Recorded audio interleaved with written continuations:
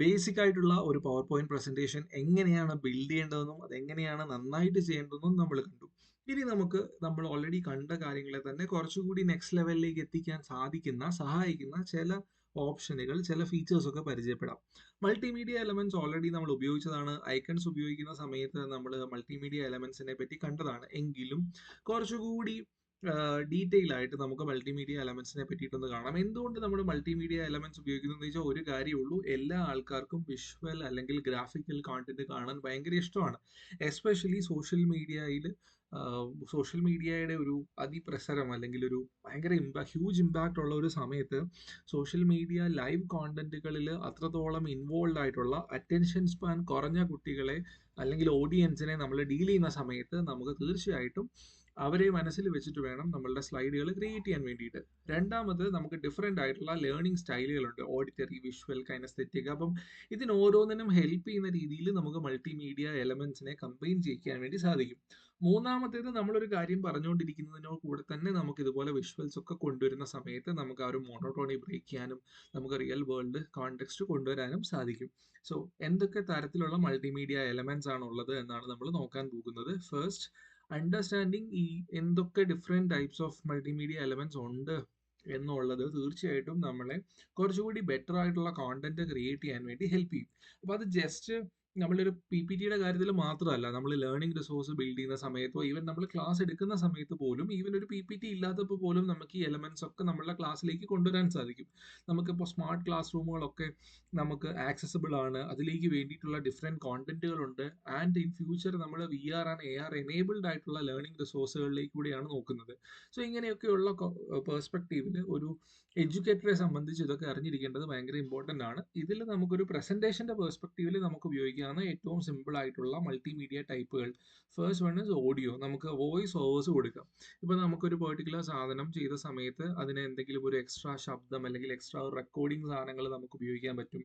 അത് ഒരു ഫേമസ് ആയിട്ടുള്ള ആള് പറഞ്ഞതായിരിക്കാം, അല്ലെങ്കിൽ നമ്മൾ തന്നെ വേറൊരു കോണ്ടെക്സ്റ്റിൽ ബിൽഡ് ചെയ്തതായിരിക്കാം, അല്ലെങ്കിൽ വേറെന്തെങ്കിലും ഒരു ഒരു ഫയലിന്റെയോ ഒക്കെ ഭാഗമായിട്ടുള്ള ഒരു സാധനമായിരിക്കും നമ്മൾ അവിടെ കൊടുക്കുന്നത്. രണ്ട്, നമുക്ക് സൗണ്ട് എഫക്റ്റുകൾ ചെയ്യാം. അപ്പൊ ആനിമേഷൻ ഒക്കെ കൊടുക്കുന്ന സമയത്ത് നമ്മൾ സൗണ്ട് എഫക്റ്റുകളെ പറ്റി പറഞ്ഞിരുന്നു. അതുപോലെ തന്നെ നമുക്ക് ചെറിയ സൗണ്ട് എഫക്റ്റുകൾ കൊടുക്കാൻ സാധിക്കും. മൂന്നാമത്, നമുക്ക് ബാക്ക്ഗ്രൗണ്ട് മ്യൂസിക്കുകൾ പോലും കൊടുക്കാം. അതായത് നമ്മളുടെ ടോട്ടൽ ക്ലാസിന്റെ സമയത്ത് പോലും വളരെ സൂത്തിങ് ആയിട്ടുള്ള ചില മ്യൂസിക്കുകളൊക്കെ നമുക്ക് കൊടുത്താലും അതിന് ഭയങ്കരമായ ഒരു ഡിഫറൻസ് കൊണ്ടുവരാൻ സാധിക്കും. അതിനെ മാച്ച് ചെയ്യുന്ന രീതിയിൽ നമ്മളുടെ ഒരു പ്രസന്റേഷനും നമ്മുടെ ഒരു സംസാരവും ഒക്കെ വന്നു കഴിഞ്ഞാൽ അത് കുറച്ചുകൂടി ബെറ്റർ ആവും. രണ്ടാമത്തെ ഓപ്ഷൻ എന്ന് പറയുന്നത് വീഡിയോസ് ആണ്. വീഡിയോസ് പലതരത്തിലുള്ളതുണ്ട്. ഡെമോൺസ്ട്രേഷൻ വീഡിയോസ്, അതായത് ഇപ്പൊ നമ്മൾ യൂട്യൂബിലൊക്കെ ലഭ്യമായിട്ടുള്ളത് പോലെ തന്നെ എന്തെങ്കിലും ഒരു കാര്യം കൃത്യമായിട്ട് നമുക്ക് ഡെമോൺസ്ട്രേറ്റ് ചെയ്യുന്ന രീതിയിലുള്ള വീഡിയോസ് ഉണ്ട്.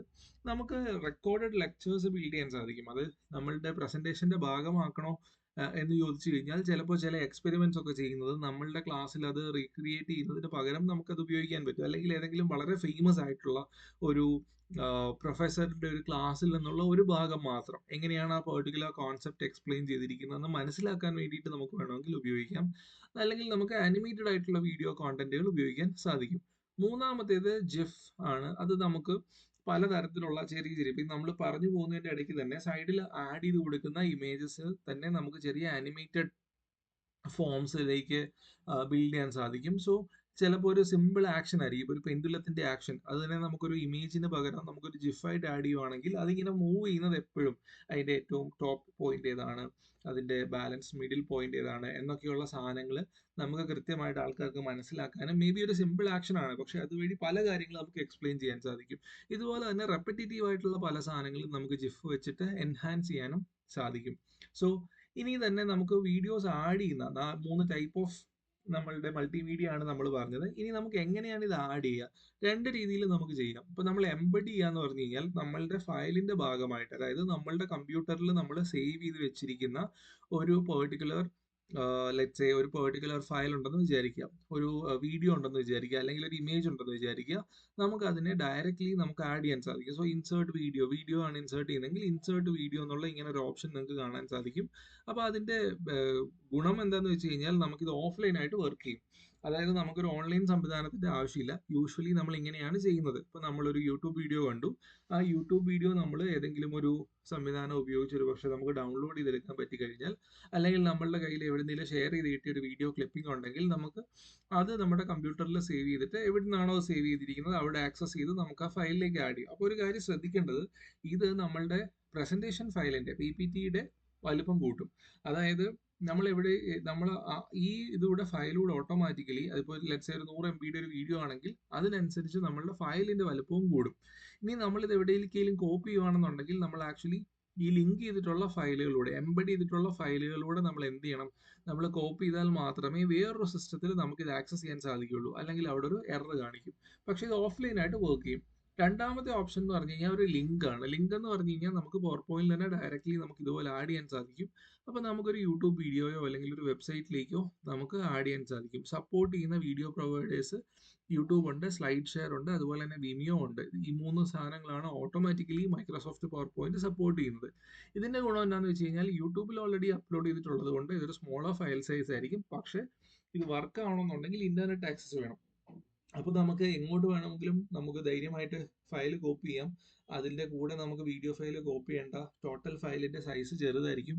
പക്ഷേ നമ്മുടെ ഈ ലിങ്ക് ഉള്ളത് കൊണ്ട് അതിൽ ക്ലിക്ക് ചെയ്ത് കഴിയുമ്പോഴത്തേക്കിനും ഓട്ടോമാറ്റിക്കലി യൂട്യൂബിൽ നിന്ന് അത് പ്ലേ ആവും. ഇന്റർനെറ്റ് ആക്സസ് വേണം എന്ന് മാത്രം. സോ നമ്മൾ മൾട്ടിമീഡിയ ആഡ് ചെയ്യുന്ന സമയത്ത് ശ്രദ്ധിക്കേണ്ട ചില സാധനങ്ങൾ, ഒന്ന് നമ്മളുടെ വീഡിയോസ് ഭയങ്കര ഷോർട്ട് ആക്കി വെക്കുക. അപ്പോൾ ചില സമയത്ത് ചില ആൾക്കാർ നല്ല വീഡിയോ ആണ്, ഈ കോൺസെപ്റ്റിനെ എക്സ്പ്ലെയിൻ ചെയ്യുന്ന സാധനമാണെന്ന് പറഞ്ഞിട്ട് ചിലപ്പോൾ ഒരു ഡോക്യുമെന്ററി ഒക്കെ അതുപോലെ ക്ലാസ്സിലൊക്കെ നമ്മൾ ഡിസ്പ്ലേ ചെയ്യാറുണ്ട്. പക്ഷേ ഇത് കുട്ടികളെ കൂടുതൽ രണ്ട് കാര്യങ്ങൾ സംഭവിക്കും. ഒന്ന്, കുട്ടികൾ ബോറടിക്കും. രണ്ട്, വീഡിയോ ഭയങ്കര ഇൻട്രസ്റ്റിംഗ് ആണെങ്കിൽ അത് കഴിഞ്ഞ് നമ്മൾ സംസാരിക്കുന്നതിൽ കുട്ടികൾ ശ്രദ്ധിക്കണം എന്ന് നിർബന്ധമില്ല. സോ കുട്ടികളുടെ അറ്റൻഷൻ നമുക്കൊരു ഡീവിയേഷൻ അവിടെ സംഭവിക്കാൻ സാധ്യതയുണ്ട്. രണ്ട്, നമ്മൾ മൾട്ടിമീഡിയ ഉപയോഗിക്കുന്ന സമയത്ത് അത് കൃത്യമായിട്ടൊരു റാൻഡംലി എന്നാൽ പിന്നെ 2 സ്ലൈഡായി എന്നാൽ പിന്നെ ഒരു വീഡിയോ വെച്ചേക്കാം എന്നല്ല. നമുക്ക് അവിടെ ആ വീഡിയോ കൊടുത്തത് കൊണ്ട്, അല്ലെങ്കിൽ ഒരു ഇമേജ് കൊടുത്തത് കൊണ്ട്, അല്ലെങ്കിൽ ഒരു ജിഫ് ആഡ് ചെയ്തത് കൊണ്ട് നമുക്ക് അവിടെ ഒരു പർപ്പസ് മീറ്റ് ചെയ്യുന്നുണ്ടോ, ലേണിംഗ് പെർസ്പെക്റ്റീവിൽ ഒരു പർപ്പസ് മീറ്റ് ചെയ്യുന്നുണ്ടോ എന്നുള്ളത് ശ്രദ്ധിക്കണം. 3, നമുക്ക് എപ്പോഴും ഇത് വീഡിയോ പ്ലേ ആവുന്നുണ്ടോ എന്ന് ചെക്ക് ചെയ്യണം. ഇപ്പോൾ നമ്മൾ ലിങ്ക് ആഡ് ചെയ്യുന്ന സമയത്ത് ഇന്റർനെറ്റ് കണക്ടിവിറ്റി ഉണ്ടോ എന്ന് ഉറപ്പുവരുത്തണം. നമ്മൾ എംബഡ് ചെയ്യുന്ന സമയത്ത് നമ്മൾ ആഡ് ചെയ്താൽ മാത്രം പോരാ, നമ്മൾ പവർ പോയിന്റ് എടുത്ത് പ്രിവ്യൂ എടുത്തിട്ട് അത് നമ്മളൊന്ന് നേരത്തെ ചെയ്ത പോലെ റിഹേഴ്സൽ ചെയ്ത് നോക്കണം. എപ്പോഴും നമ്മൾ ഉപയോഗിക്കുന്ന സമയത്ത് നമുക്ക് വരുന്ന ഒരു മിസ്റ്റേക്ക് എന്ന് പറയുന്നത്, പലപ്പോഴും നമ്മൾ ഉപയോഗിക്കുന്ന ഇമേജസ് റോയൽറ്റി ഫ്രീ ഇമേജസ് ആയിരിക്കണം. അതായത് നമുക്ക് കോപ്പി റൈറ്റഡ് ആയിട്ടുള്ള കോണ്ടന്റ് ഉപയോഗിക്കാൻ പാടില്ല. അപ്പൊ നമുക്ക് ഇങ്ങനെ കോപ്പി റൈറ്റ് ഇല്ലാത്ത ഫ്രീ ആയിട്ട് ഉപയോഗിക്കാൻ പറ്റുന്ന കോണ്ടന്റ് എവിടെ നിന്ന് കിട്ടും? ഇതിന് നമുക്കൊരു ഉദാഹരണമാണ് പെക്സൽസ് അല്ലെങ്കിൽ പിക്സാബേ പോലെയുള്ള വെബ്സൈറ്റുകൾ. ഇതുപോലെ തന്നെ നമ്മൾക്ക് എന്താ പറയുക, എവിടെ മൾട്ടിമീഡിയ ഉപയോഗിക്കരുത് എന്ന് ചോദിച്ചു കഴിഞ്ഞാൽ, ഇതിന് നേരത്തെ പറഞ്ഞതുപോലെ if it doesn't add any value to the content that you are saying, if it causes cognitive overload, വെറുതെ കുറെ സാധനങ്ങൾ വെച്ചിട്ട് ഇതിപ്പോൾ എന്തിനാ ഇത് കണ്ടെന്നുള്ളൊരു കൺഫ്യൂഷനിലേക്ക് ഒരിക്കലും നമ്മുടെ ലേണേഴ്സിനെ വിടാൻ പാടില്ല. മൂന്നാമത്, if it is likely to distract from key learning points. നേരത്തെ പറഞ്ഞതുപോലെ നമ്മളൊരു വീഡിയോ കണ്ടിട്ട് അതിനകത്ത് ചിലപ്പോൾ ഒരു ഐഡിയ ഉണ്ടാവും നമുക്ക് പറയാൻ, പക്ഷേ അതൊരു ഭയങ്കര ഫണ്ണി ആയിട്ടുള്ള ഒരു കൊമേഴ്ഷ്യൽ ഒക്കെ ആയിരിക്കും. അത് കണ്ടു കഴിയുമ്പോൾ കുട്ടികൾ അവസാനം അതിന്റെ ഫണ്ണി പാർട്ട് മാത്രം, ഫൺ ആസ്പെക്ട് മാത്രം ശ്രദ്ധിക്കുകയും അതിലേക്ക് മാത്രം ഡിസ്കഷൻസ് പോവുകയും നമ്മൾ പറയാൻ പോകുന്ന കോർ ഐഡിയയിലേക്ക് തിരിച്ചു വരാൻ അവർക്ക് താല്പര്യം ഇല്ലാതിരിക്കുകയും ചെയ്ത് കഴിഞ്ഞാൽ that is going to be a problem. So that was the presentation. ഇനി നമുക്ക് ഇവിടെ എങ്ങനെയാണ് മൾട്ടിമീഡിയ ആഡ് ചെയ്യുന്നത് നോക്കാം. നമ്മൾ നേരത്തെ ഇൻസേർട്ട് എന്നുള്ള ഓപ്ഷനിലാണ് നമുക്ക് എല്ലാ കാര്യങ്ങളും ആഡ് ചെയ്യുന്നത് കണ്ടിരുന്നു. അവിടെ തന്നെ നമുക്ക് ഐക്കൺസിൽ കുറെ അധികം ഓപ്ഷൻസ് അവൈലബിൾ ആണെന്ന് കണ്ടു. ഐക്കൺസ് എല്ലാം ആഡ് ചെയ്യുന്നത് നമ്മളുടെ ടോട്ടൽ ആയിട്ടുള്ള ഒരു മൾട്ടിമീഡിയ ഒരു വിഡ്ജറ്റിൽ നിന്നാണ്. അപ്പോൾ സ്റ്റോക്ക് ഇമേജസ് എന്നുള്ള ഓപ്ഷൻ ഉണ്ട്. സ്റ്റോക്ക് ഇമേജസിൽ തന്നെ നമുക്ക് കുറെ അധികം കാര്യങ്ങൾ, ഇപ്പോൾ ലെറ്റ്സ് സേ പ്ലാൻസ് എന്ന് നമ്മൾ സെർച്ച് ചെയ്ത് കഴിഞ്ഞാൽ കണ്ടോ, പ്ലാൻസുമായിട്ട് ബന്ധപ്പെട്ട കുറേ സാധനങ്ങൾ നമുക്ക് വരും. ഇപ്പോൾ സൺലൈറ്റ് എന്ന് നമ്മൾ സെർച്ച് ചെയ്ത് കഴിഞ്ഞാൽ അതുമായിട്ട് ബന്ധപ്പെട്ട ഇമേജസ് ആയിരിക്കും വരിക. അപ്പോൾ ഈ ഇമേജസിലൊക്കെ സൺലൈറ്റ് മാത്രമല്ല വരുന്നത്, പല ടൈപ്പ് ഓഫ് ഉണ്ട്. അപ്പോൾ ഓരോ ഇമേജിനും കൊടുത്തിട്ടുള്ള ഒരു ഓൾട്ടർനേറ്റ് ടെക്സ്റ്റ് ഉണ്ട്. അത് ബേസ് ചെയ്തിട്ടായിരിക്കും ഫിൽറ്ററിങ് നടത്തുക. ലെറ്റ്സ് സേ സൺ എന്ന് സെർച്ച് ചെയ്ത് കഴിഞ്ഞാൽ it shows a different kind of thing. ഇനി സോളാർ പാനൽ എന്ന് സെർച്ച് ചെയ്ത് കഴിഞ്ഞാൽ you won't get any content. അപ്പോൾ ജനറിക് ആയിട്ടുള്ള കുറേ കോണ്ടന്റുകൾ കിട്ടും എന്നുള്ളതല്ലാതെ ഇത്ര സ്പെസിഫിക് ആയിട്ടുള്ള സെർച്ചുകളിൽ നമുക്ക് ചിലപ്പോൾ കിട്ടണം എന്ന് നിർബന്ധമില്ല. അപ്പോൾ നമുക്ക് ചില സമയത്ത് ചെറിയ ചില ട്വീക്കുകളൊക്കെ നടത്തി നോക്കാം. സോളാറിൽ പോലും നമുക്ക് ആക്ച്വലി ഒരു ഔട്ട്പുട്ട് കിട്ടുന്നില്ല. സോ അങ്ങനെയുള്ള സമയത്ത് നമുക്ക് പെക്സൽസോ പിക്സബേ പോലെയുള്ള സൈറ്റുകളിൽ നിന്ന് പോയിട്ട് നമുക്ക് വേണ്ട ഇമേജസ് കണ്ടുപിടിക്കേണ്ടി വരും. ഐക്കൺസ് നമ്മൾ ഓൾറെഡി കണ്ടു. Cut out, stickers, videos, videos തന്നെ ഷോർട്ട് വീഡിയോസ്, കുറെ അധികം സാധനങ്ങളുണ്ട്. So if it serves the purpose, നമുക്ക് ഇതുമായിട്ട് ബന്ധപ്പെട്ട എന്തെങ്കിലും കാര്യങ്ങൾ ചെയ്യാനുണ്ടെങ്കിൽ ചിലപ്പോൾ സെർച്ച് ചെയ്ത് നോക്കുന്നതിന് പകരം ജസ്റ്റ് ഒന്ന് സ്ക്രോൾ ചെയ്ത് നോക്കി കഴിഞ്ഞാൽ തന്നെ നമുക്ക് കുറെ അധികം സാധനങ്ങൾ ഇതുമായിട്ട് ബന്ധപ്പെട്ടത് കാണാൻ സാധിക്കും.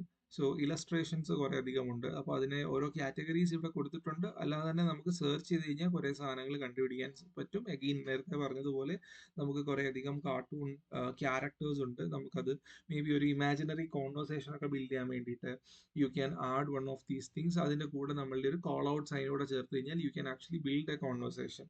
സോ അങ്ങനെ നമുക്ക് വേണമെങ്കിൽ ചില സാധനങ്ങളൊക്കെ എക്സ്പ്ലെയിൻ ചെയ്യാൻ വേണ്ടിയിട്ട് സിമ്പിൾ ആയിട്ട് നമ്മളുടെ സ്ലൈഡ്സ് ഉണ്ടാകാം. ഇപ്പൊ ഇത് പറഞ്ഞ പോലെ ഒരു ബാനർ പോലെയുള്ള സാധനത്തിൽ നമുക്ക് എന്ത് സാധനവും അവിടെ ഒരു ടെക്സ്റ്റ് ബോക്സ് വെച്ചിട്ട് നമുക്ക് ആഡ് ചെയ്യാൻ സാധിക്കും അല്ലേ. സോ ഇതുപോലെയുള്ള പല രീതിയിലുള്ള പോസിബിലിറ്റീസ് നമുക്ക് ഈ പറഞ്ഞ ഈ ഐക്കൺസ് അല്ലെങ്കിൽ ഇലസ്ട്രേഷൻസുമായിട്ട് ബന്ധപ്പെട്ടുണ്ട്.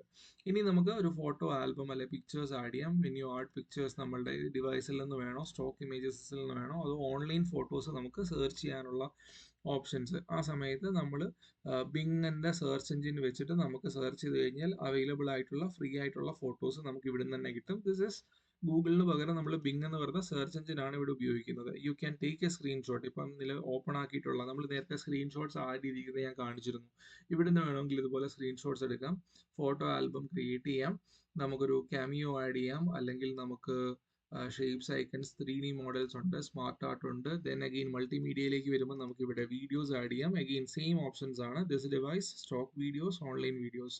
ഓഡിയോയിൽ നമുക്ക് കമ്പ്യൂട്ടറിലുള്ള ഒരു ഓഡിയോ ഫയൽ ആഡ് ചെയ്യാം. അല്ലെങ്കിൽ നമുക്ക് ഡയറക്റ്റ്ലി റെക്കോർഡ് ചെയ്യാനും ഉള്ള ഫീച്ചേഴ്സ് ഉണ്ട്. Or you can record your screen as well. So ഇത്രയും ഓപ്ഷൻസ് ആണ് നമുക്ക് മൾട്ടിമീഡിയയിൽ ഉള്ളത്. ആൻഡ് മൾട്ടിമീഡിയ എലമെന്റ്സ് ഉപയോഗിക്കുന്നത് തീർച്ചയായിട്ടും ഭയങ്കര നമുക്ക് ഹെൽപ്ഫുൾ ആവുന്ന ഒരു കാര്യമാണ് നമ്മളുടെ സ്ലൈഡ്സിനെ. അപ്പോൾ നമ്മുടെ ഓഡിയൻസിനനുസരിച്ച് നമ്മളുടെ മൾട്ടിമീഡിയ എലമെന്റ്സ് ചൂസ് ചെയ്യണം. അതിന്റെ പർപ്പസ് എന്താണ്, ഓരോ എലമെന്റിന്റെയും പർപ്പസ് എന്താണെന്നുള്ളത് കൃത്യമായിട്ട് നമ്മൾ ആലോചിക്കണം. അങ്ങനെ ചെയ്തു കഴിഞ്ഞാൽ നമുക്ക് കുറച്ചുകൂടി എൻഗേജിങ് ആയിട്ടുള്ള, പർപ്പസ്ഫുൾ ആയിട്ടുള്ള പ്രസന്റേഷൻസ് ബിൽഡ് ചെയ്തെടുക്കാൻ സാധിക്കും.